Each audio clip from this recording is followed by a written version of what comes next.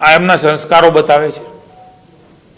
આ પ્રકારની ભાષા ગુજરાતની જનતાએ ક્યારેય સહન કરી નથી। હું કોંગ્રેસના આગેવાનોને કોંગ્રેસને કહેવા માંગુ છું, તમારા શાસનમાં ચાલતું રાજ્ય એમાં ઉદ્યોગ ગૃહો આવે એમના માટેની ચિંતા તમે શેના માટે કરો છો? ઉદ્યોગ ગૃહો જ્યારે કામ કરે ત્યારે રાજ્યનો વિકાસ થતો હોય છે, સામાન્ય લોકોને રોજગારી મળતી હોય છે। ગુજરાતની વિકાસની ઈર્ષ્યા એ કોંગ્રેસ કરી રહી છે, ગુજરાતની જનતાની ઈર્ષ્યા કરી રહી છે। અને આ પ્રકારની નિમ્ન કક્ષાની કોઈ પણ કલાકારો માટે હું તેમ કહું છું કે આ પ્રકારનો શબ્દ આજે રાજ્યની ભૂપેન્દ્રભાઈ અને હર્ષભાઈના નેતૃત્વની સરકાર એ ભવાઈ કરતા કલાકારોને પણ સન્માન મળે, આ તો એમનું પણ અપમાન છે।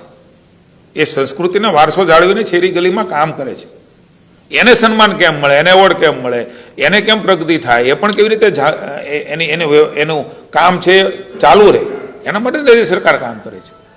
કલાકારોએ આપણું સાહિત્ય, લોક સાહિત્ય, સંસ્કારો ને ધડકતું રાખે છે।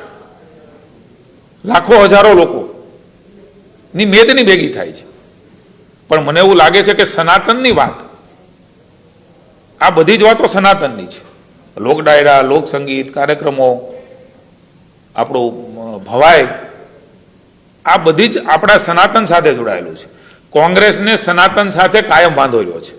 કોઈ એક વોટ બેંકની રાજનીતિ કરવા માટે થઈને, કેટલાક લોકોને ખુશ રાખવા માટે થઈને રાજનીતિ કરે છે અને પછડાટ પણ ખાય છે। આ ગુજરાત છે। પુનઃ એકવાર આપણી ધર્મ, સંસ્કૃતિ અને સંસ્કારને લઈને ચાલનાર સંસ્થાઓ જે છે, જે લોકો છે, એમના ઉપર મહેરબાની કરીને કઠોરાઘાત ન કરે। સનાતન એ સનાતન છે। સનાતનનો ધ્વજ એ જ્યારે લહેરાઈ રહ્યો છે ને એની વાતો કરતા હોય, કદાચ મને એવું લાગે છે એને પેટમાં તેલ રેડાતું હોય છે, પણ પ્રજા જવાબ આપશે। પ્રજાની સ્વીકૃતિ એ પણ આપ જોઈ રહ્યા છો। હાફળી ફાફળી થઈ ગયેલી કોંગ્રેસ, ગાંગી થઈ ગયેલી કોંગ્રેસ એ વલખા મારે છે।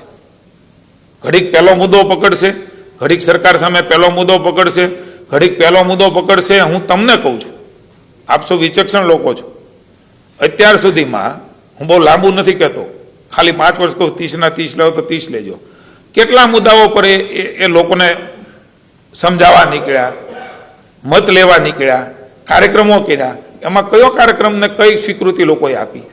લોક સ્વીકૃતિમાં નહીં રહેલી કોંગ્રેસ, અંદરો અંદર બાખડતી કોંગ્રેસ, એ પણ આપણે જોઈ રહ્યા છીએ।